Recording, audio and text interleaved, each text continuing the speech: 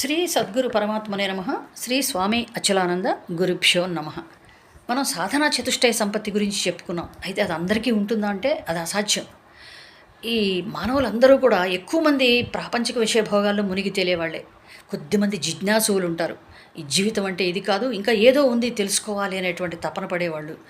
అలాగే ఈ యోగుల చరిత్రలు చదివి ప్రభావితమైనటువంటి వాళ్ళు ఆధ్యాత్మికత వైపుకి అడుగులు వేస్తూ ఉంటారు. అయితే అక్కడ వాళ్ళ పూర్వజన్మల సంస్కారాలు, సంకల్పాలు, వాసనల్ని బట్టి ఒక్కొక్కళ్ళు ఒక్కొక్క ఆధ్యాత్మిక మార్గంలో ప్రయాణం చేస్తారు. అలా మనకు కర్మ, ఉపాసన, జ్ఞాన మార్గాలు ఉన్నాయి. వీటిలోవే అనేక యోగాలు చెప్పబడ్డాయి భగవద్గీతలో.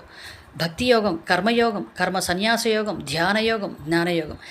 ఏ యోగమైనా సరే మళ్ళీ వెనక్కి తిరిగి జన్మ తీసుకోవాల్సిందే. ఒక్క జ్ఞానం మాత్రం జ్ఞానాదేవత్ కైవల్యం. ఆ జ్ఞాన మార్గంలో వెళ్ళిన వాళ్ళు మళ్ళీ తిరిగి జన్మకు వచ్చేటువంటి అవకాశమే లేదు.